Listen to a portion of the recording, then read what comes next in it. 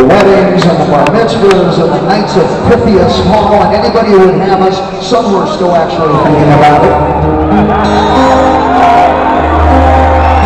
Back in the day, true story, my good friend Stanley actually did own and operate an ice cream truck.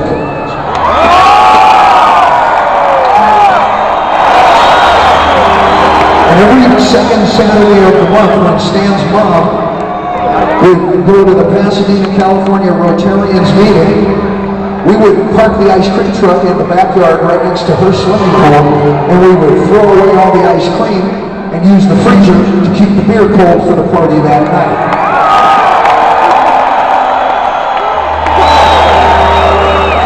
Perhaps even more important than the actual party that we played at was the ritual at Kenny's house about 4 houses down on Michigan Avenue that led up to the party. All right, we can all admit it now that we're all a little bit older. We all had a friend named Kenny, didn't we? We can blame him for everything now, can't we? All right, let's cut to 8 or 9 of us guys and gals sitting Indian style in a big circle at Kenny's room, passing joints both ways.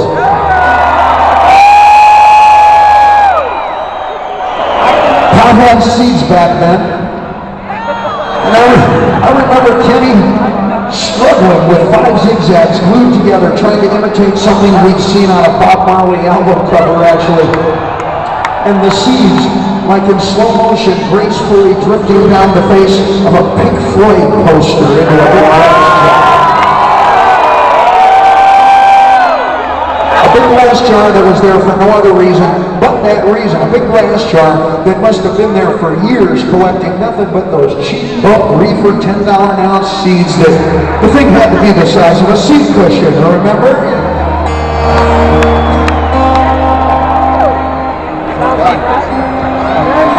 For some reason, Kenny had painted all the walls black. And right next to the Jimi Hendrix blacklight poster, directly beneath the blacklight, was a dartboard. And none of us obviously were very good dart players. And we would throw the darts, invariably miss the board, and hit the black wall right next to it. And it would chip away tiny little pieces of black paint. And the white wall underneath the blacklight would come through. And after a while, it looked like you were looking at stars. After a while, we pretended we were looking out the windshield of the SS Enterprise.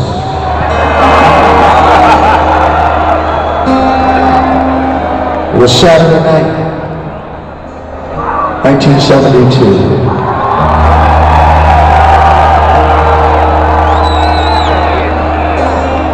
And one of those nights, a real and pretty girl, looked a lot like you, hot stuff, Spanish-speaking gal, sitting across from me in the circle, said something, and I wanted to get her attention, so I laughed a little bit too loud, and she flipped the bottle top back and hit me in the shoulder, and I went, whoa! She stopped the conversation and said, what are you, Rob? A girl or something? Spent the next 2.5 years with that girl.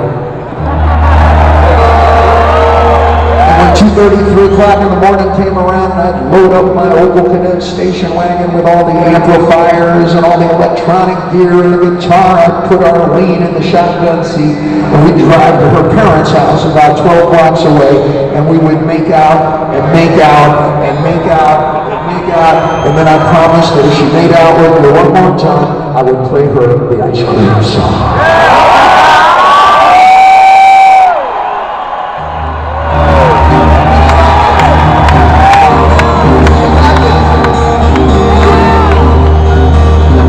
Sometimes it means something to be cool.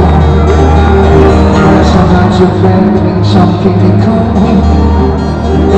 When I ever take out something you take, I rise and think something and pass it by. I rise and think something and pass it by. And all my way, but then again to satisfy. Check me out. Dixie comes. Those and push-ups to our nights, and big something and passing by. And on my way, but I guarantee the sun.